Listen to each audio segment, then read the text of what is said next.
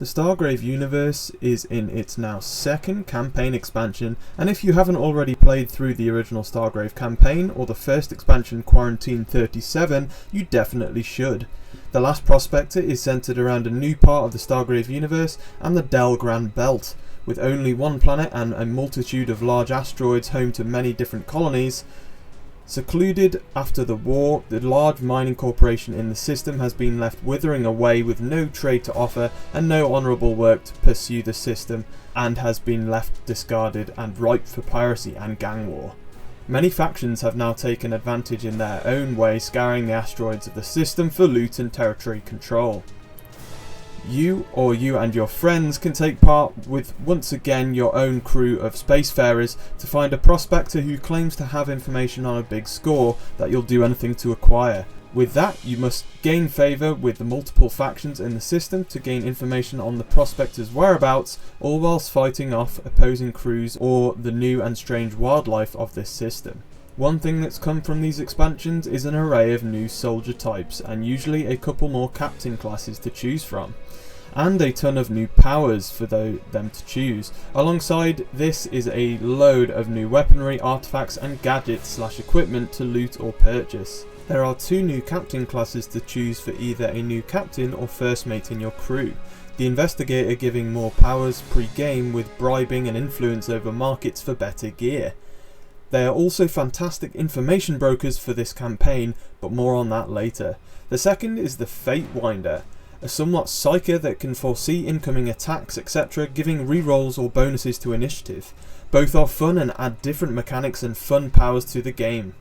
There are also 4 new soldier types to add to your crew: a striker, bruiser, engineer or a terrain expert. The engineer can give a discount to ship upgrades if you have one in your crew, and the terrain expert acts like a skirmishing sniper hard to shoot lurking in the outcrops. The other 2 are very much just stat variations on your normal recruit, but offer more choice. As I've previously said for Stargrave though, the only letdown it has that stops it being a perfect game is the recruits for the crew. Recruits other than your captain and first mate don't really feel different to each other, and this can get a little bland over a 10-game campaign. Since recruits can't level up or change stats and don't really get much in terms of upgrades until late game, it can drag a little while when you have a 10+ man crew on the table and most of your crew feels the same. However, thanks to these expansions there are plenty of new unique and fun equipment or artifacts that you can distribute among your crew. We found that doubling the rolls on loot tables after each mission really stepped it up and gave crew members more to stand out earlier in the game. Some of the new loot in this expansion offers great fun. The Electro Fence allows you to throw down a physical fence on the battlefield for an action 6 inches long, frying anyone that tries to climb over it. Or the Rephase Manipulator, allowing your model to move through terrain as if it weren't there. A great part of the Stargrave game has always been the offering of beasts and enemy fighters or local tribesmen etc. to deal with over multiple scenarios, or to randomly throw into your own created scenarios. This expansion is no different and adds a plethora of new options. Take the Centaur, a multicoloured reptile the size of a short monorail train that pops up in a fun scenario at a mining station out of holes in the ground, picking off people on the surface. Or the venomous croakers, man-eater plants spitting poison on the surface of Honora, the only planet in the system, a hostile dense jungle planet rife with dangerous wildlife.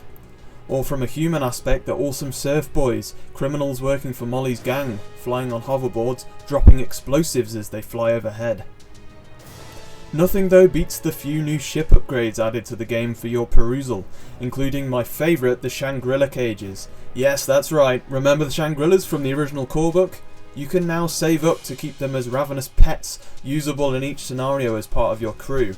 I just can't resist the awesome idea of prodding an angry King Kong out of your ship to land on top of your enemies and cause havoc. Crazy stuff. There are a couple of things though that make this new expansion worth your time and mix things up from the core campaign playthrough. With 10 new scenarios to play through and a new campaign / storyline, you certainly get your money's worth. The storyline we've already touched upon gives a great basis, and the layout for your playthrough is fresh and unique. You play the first scenario in a bar fight with opposition crews where all turned up expecting to meet the Prospector, but inevitably they have disappeared, and you fight each other, only to then ally against the Port Authority robots as they come in to clear out the rabble. As always, there's loot to gather though, and this time around you also assemble an investigation score throughout the campaign. The player with the highest after each scenario then chooses which next scenario is played. This is a fun mechanic, as aside from all the very unique scenarios adding very different mechanics and AI to face off against throughout. There's something else to play for with the investigation score too. Some loot might give more and you want to try find secrets or information from your loot to boost your score.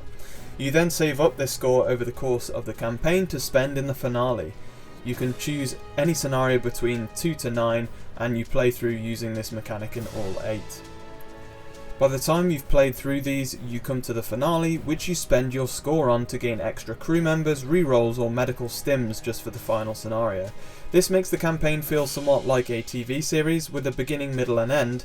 The finale is split into 3 parts, and although longer than the others, it's definitely worth of your time invested, making a very enjoyable climax to a very well structured campaign.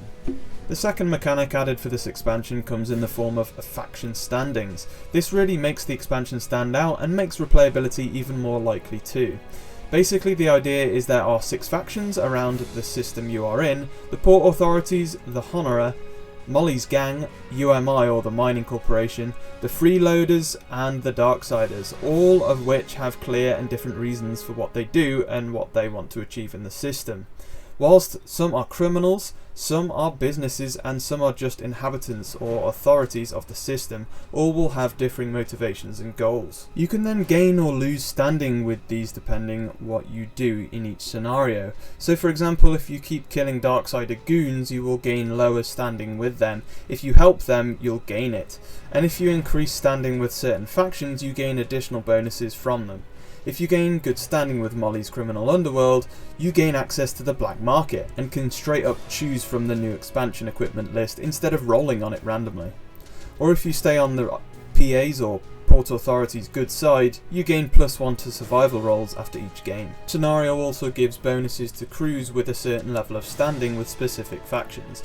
This is why picking scenarios if you win the previous one is a big deal, as you can pick based on faction standing. There are missions where you need to land on the planet Honorer and have to pay landing fees, but if you have high enough standing with them, it's free and you can hire a guide just for that scenario to help you understand the wildlife and terrain better. Or when Molly's scary surf boys come knocking, you may be left alone, more so if you have good standing, meaning they attack you less. This new way of playing adds a real thick narrative layer and feel to the game that not many good true skirmish miniature games pull off. So The Last Prospector innovates on the already fantastic Stargrave rule set to yet again create a captivating and fun campaign playthrough, offering unique decision making mechanics that have real consequences on every scenario you play through, leading up to a satisfying finale and a solid story run, with many new equipment / power options to loot up and a few new captain or soldier classes, and a host of new creatures and enemy AIs to add into your bestiary. There's plenty on offer here. The new faction standing and an investigation score system really makes you consider what decisions to make in every scenario, giving me real Mass Effect or Fallout vibes, rarely seen in true skirmish miniature game campaigns, and can be hard to pull off without moving too much away and closer to the pure RPG genre. Although the small issues with lower ranked crew members feeling a bit bland still linger, and nothing here really fixes that for me, it's a minor criticism given the hours of fun on offer. For an expansion, The Last Prospector offers hours of great new fun for your crew and to loot and explore through the Stargrave universe, and is very much worth your time and money given the cost, and offers fantastic replayability that'll keep you more than tied over until the 3rd expansion arrives in the fall. Thanks for watching the video, and as always make sure to keep everything here for all things Stargrave on Wargaming Luke. Check out our full written article on this review over at our new website wargamingluke.com, or follow the link in the description below. Check out our sponsors Board and Brum for all your wargaming and hobby needs, and until next time guys, as always, happy wargaming.